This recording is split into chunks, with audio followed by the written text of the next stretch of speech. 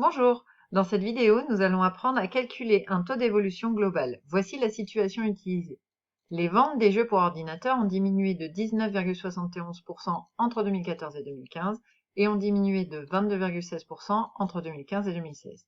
Calculer le pourcentage d'évolution globale du montant des ventes de jeux pour ordinateur entre 2014 et 2016. On va schématiser la situation pour nous aider. On a les ventes pour jeux d'ordinateur en 2014, en 2015 et en 2016. On sait qu'entre 2014 et 2015, il y a eu une diminution de 19,71%. Et ça revient à multiplier par le coefficient multiplicateur numéro 1. Alors pourquoi je donne un numéro ici? C'est parce qu'on a deux évolutions. Donc je ne peux pas l'appeler CM seulement. Qui se calcule en faisant CM1 égale 1 plus le taux sur 100, où le taux ici c'est moins 19,71%. Donc 1 moins 19,71%, puisqu'on a une baisse. Ce qui fait 0,8029. Puis entre 2015 et 2016, on a une diminution de 22,16%.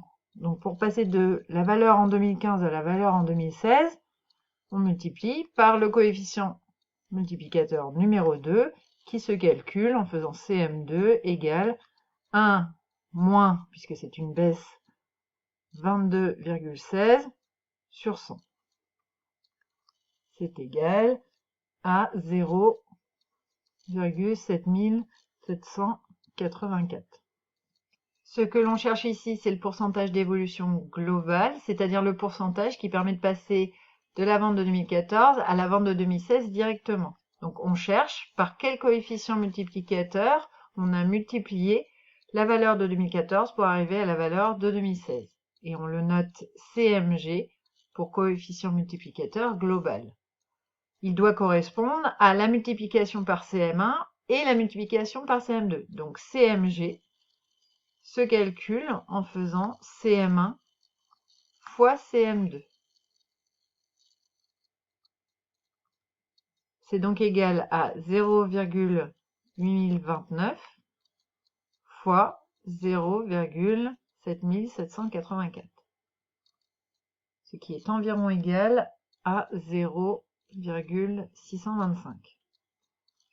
Pour obtenir le taux global, il suffit de prendre le CMG et de lui enlever 1, ce qui fait 0,625 moins 1, soit moins 0,375, ce qui correspond à moins 37,5%.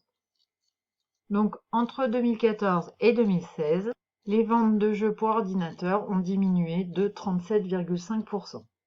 Donc rappelons les étapes. Calculer les différents coefficients multiplicateurs des différentes évolutions. Donc ici il y en a deux, CM1, CM2. Puis calculer le CMG, coefficient multiplicateur global, CM1 fois CM2. Et ensuite trouver le taux global en faisant CMG moins 1. Voilà, cette vidéo est terminée.